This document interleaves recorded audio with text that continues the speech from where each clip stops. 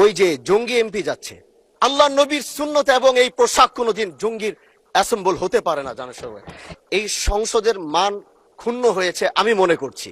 সাইদুদ্দিন আহমদ হানজালা,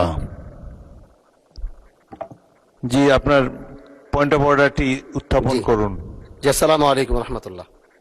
মাননীয় স্পিকার, আপনাকে ধন্যবাদ। আমি প্রথমবার দাঁড়িয়ে কথা বলছি, আসলে এভাবে কথা বলতে চাইনি, চেয়েছিলাম যখন আমার সময় আসবে আনুষ্ঠানিকতার ভাবে একটু সুন্দরভাবে কথা বলবো, কিন্তু দুঃখের সাথে বলতে হচ্ছে আমি গত 30শে মার্চ আপনার সহধর্মিনী, আল্লাহ তাকে জান্নাতের আলা মাকাম নাসিব করুন, আমি তার জন্য দোয়া করি।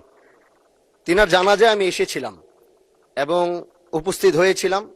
দক্ষিণ প্লাজা থেকে যখন আমি ভিতরে ঢুকবো, একদম কাছাকাছি পিছন থেকে কেউ একজন আমাকে সম্বোধন করছিল, ওই যে জঙ্গি এমপি যাচ্ছে।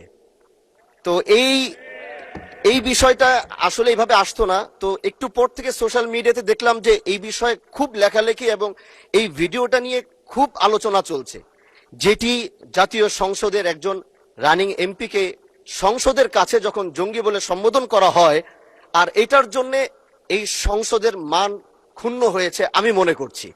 এজন্য আমি আপনার কাছে একটি অনুরোধ করব, আমাকে জঙ্গি বলার কারণটা আমি যতটুকু মনে করলাম যে আমার মাথায় একটি পাগড়ি রয়েছে এবং আমার চলায় সাদা পাঞ্জাবি সুন্নতে রাসূল রয়েছে, এটার জন্য হয়তো তিনি আমাকে ওইভাবে জঙ্গি বলে সম্বোধন সে আমাকে করেছে। আমি মনে করি আল্লাহ নবীর সুন্নত এবং এই পোশাক কোনোদিন জঙ্গির অ্যাসেম্বল হতে পারে না। জানার সবাই এই জন্য আমি আপনার কাছে একটি অনুরোধ করতে চাই, মাননীয় স্পিকার, আপনি সিসি ফুটেজ যেটি রয়েছে, আপনি যদি মাননীয় স্বরাষ্ট্র মন্ত্রী এবং সংসদের সার্জেন্ট অ্যাট আর্মসকে যদি আপনি একটু অনুরোধ করবেন বা তাদেরকে একটু নির্দেশ দিবেন যে কারা এই কাজটি করেছে।